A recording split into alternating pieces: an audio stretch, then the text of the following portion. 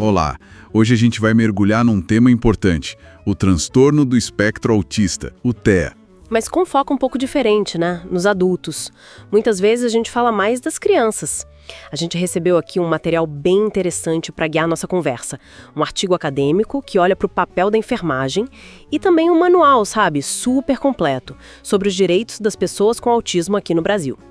Então, a nossa missão hoje é tentar entender melhor o que os adultos com TEA precisam e como é que o sistema de saúde e a sociedade no geral podem dar um suporte mais efetivo. Vamos começar a desmembrar isso. O artigo já traz um dado forte, né? O TEA não some na vida adulta. Afeta aí, 1 a 2% da população. Mas o que me chamou a atenção foi que o diagnóstico nos adultos, muitas vezes não acontece ou demora demais para vir. Nossa, sim. Isso é um ponto crítico. É fascinante e, ao mesmo tempo, bem preocupante. Essa lacuna que existe, porque a prevalência é considerável, né? 1 a 2% não é pouco. Mas o conhecimento sobre como o TEA se manifesta em adultos ainda é limitado. Tanto na sociedade quanto entre os profissionais. E quais são os desafios práticos disso? São vários. Por exemplo, os sintomas podem ser mascarados, sabe? Ou a pessoa aprendeu a compensar ao longo da vida.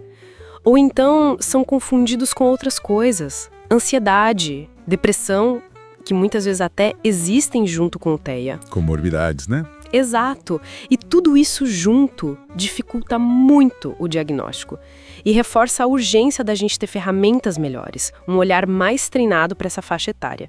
Porque a falta de reconhecimento cedo, impacta tudo. Saúde mental, carreira, relacionamentos, com certeza. E nesse cenário todo, o artigo coloca a enfermagem numa posição bem estratégica, certo? Porque muitas vezes são o primeiro contato da pessoa com o sistema de saúde. Exatamente, a linha de frente. Só que aí tem um porém, que o próprio artigo levanta. Essa questão da falta de treinamento específico para lidar com adultos no espectro. Como que fica essa assistência na prática, então? Não dá para ser só na base da boa vontade, imagina. De jeito nenhum. Boa intenção sem preparo pode até atrapalhar, né? A assistência tem que ser muito, muito individualizada. O espectro é um espectro. É amplo.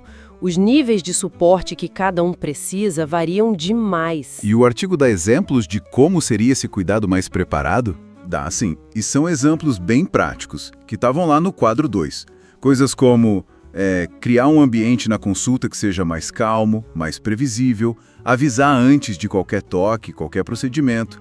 Isso pode ser super aversivo para algumas pessoas, né? Fundamental isso. Total. E também adaptar o ambiente sensorialmente. Menos luz forte, talvez menos barulho. São coisas que parecem pequenas, mas fazem toda a diferença para uma consulta que funcione e seja respeitosa.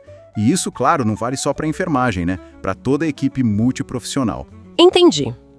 E essa necessidade de um cuidado mais atento, mais adaptado na saúde, me leva para outra questão, o apoio legal. Quais são as garantias que existem para essa jornada do adulto com TEA? É aí que entra o Manual de Direitos, né? Falando da Lei Berenice Piano, e isso, a Lei 12.764 de 2012, ela foi um marco muito importante, porque ela basicamente disse, olha, a pessoa com TEA é considerada pessoa com deficiência para todos os efeitos legais. E o que isso significa na prática? Quais portas isso abre? Abre muitas portas. Garante direitos básicos como vida digna, integridade física, moral, mas também coisas bem concretas.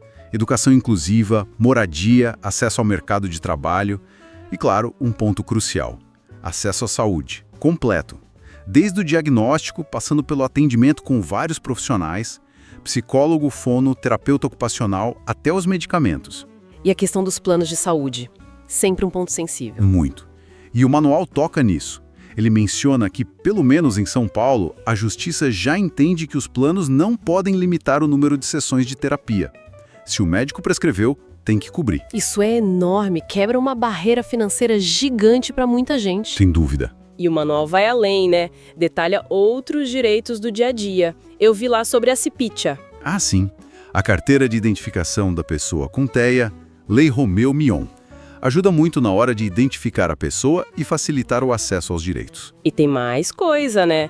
Isenção de IPVA, isenção de IPI e ICMS na compra de carro novo, claro, com regras específicas. Isso. E também o passe livre para viajar entre estados, para quem tem baixa renda comprovada. E em São Paulo tem o bilhete único especial para o transporte dentro da cidade. Até no trabalho, né? Vi sobre cotas em empresas. Sim, cotas para PCD, que agora incluem pessoas com TEA, e para servidores públicos existe a possibilidade de pedir redução da jornada de trabalho caso tenham dependentes com TEA que precisem de cuidado. Então a gente tem um conjunto de leis e direitos. Exato. E aí a gente junta as duas coisas, o artigo e o manual, e percebe a grande questão, né? Por um lado, a gente tem um avanço legal significativo. Os direitos estão lá no papel, buscando incluir e proteger. Mas, por outro lado, a realidade que o artigo mostra, citando outros estudos, é que existe ainda um abismo. Um descompasso. Um descompasso enorme entre o que a lei diz e o que acontece na prática.